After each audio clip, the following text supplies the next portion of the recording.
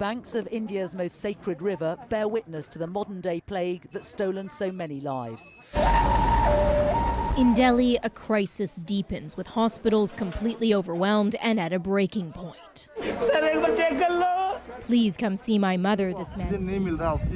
India, once eager to export vaccines to other nations, now struggles to vaccinate its own population. Lockdown से बचाना है. But sharp criticism is being directed his way. He spent weeks attending packed election rallies. BJP सरकार.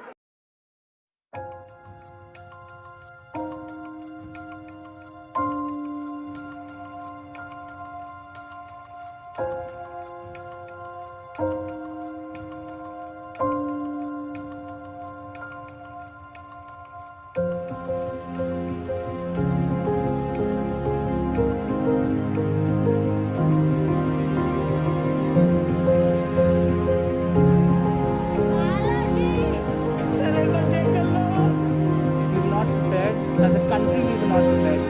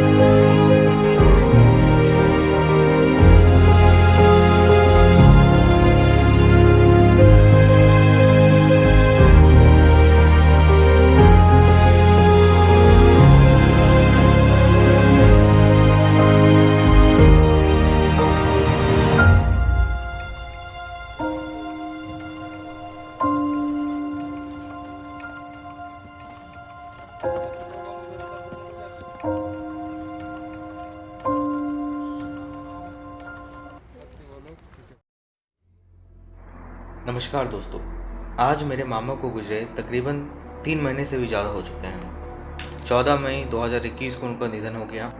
Corona के ज्वालामुखी ने उनको ऐसा निगला कि वे फिर कभी वापस नहीं आ पाए। दुनिया को विदा कर और यादों की पोटली बांधकर हमारे अंदर रख दिया।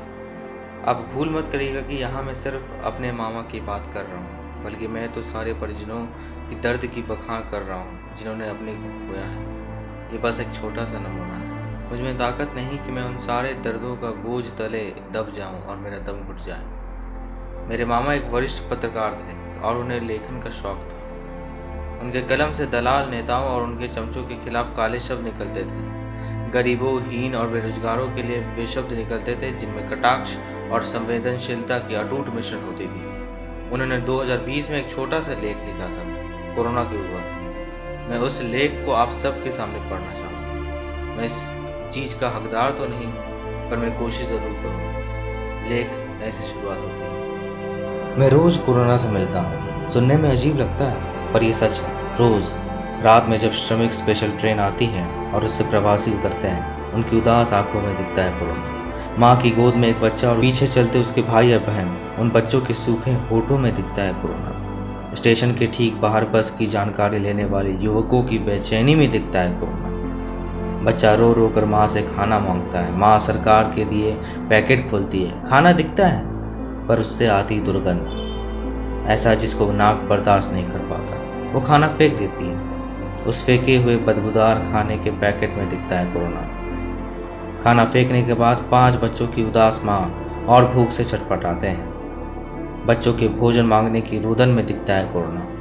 यहीं कहीं खाना मिल रहा है, वहाँ एक साथ सैकड़ों हाथ प्लास्टिक के लचीले प्लेट बढ़ाए दिखते हैं, तो दिखता है कोरोना। भूख मिटाने के लिए खाने और पानी को लूटने के लिए कुछ लोग दौड़ जाते हैं। दौड़ के दौरान पड़ने वाले हर धाप में दिखता है कोरोना।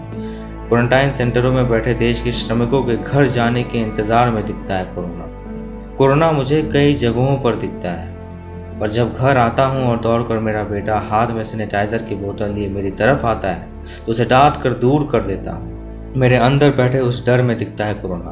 आप यकीन मानिए, मैं कोरोना से रोज मिलता हूँ, रोज देखता हूँ, पर वो मुझसे बात नहीं करता। मुझे हिंदी आती है, पता नहीं वो कौन सी भाषा समझता है। देखते हम एक दूसरे को रोज हैं, पर दोस्ती हुई कि नहीं इसका पता नहीं चलता।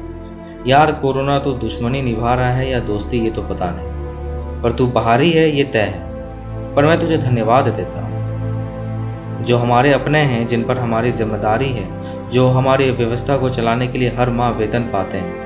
वो क्यों दुश्मनी निभा रहे हैं हमसे। पता चला कि तुम्हारे आने से छींक आती है, बुखार आता है, देह में दर्द होता है, क्योंकि अब तक कोई रिपोर्ट नहीं आई कि तुम्हारे आने से खाना भी बदबूदार होता है। कोरोना अब की बार मिलना तो यार मेरी भाषा में बताना और ज़रा मेरे अपनों को राज खोलना। हो सकता है कल तू चला जाएगा पर ये यहीं रहेंगे, फिर तू ना सही तुम्हारी तरह कोई और आ जाएगा पर ये यहीं रहेंगे, बदबूदार खानों में, झूठे वादों में, डंडे के डर में। कोरोना तू आया तो बर्बादी के कई पैगाम आए, पर तूने एक बार फिर बताया कि तुझसे खतरा है। पर तू आस्तीन का सांप नहीं है, इसलिए मैं रोज तुझसे मिलता हूँ, डरता हूँ पर उतना नहीं। पर यार इन आस्तीन के सांपों से और सरकार के सत्ता में बैठे लोगों से मुझे बहुत डर लगता है।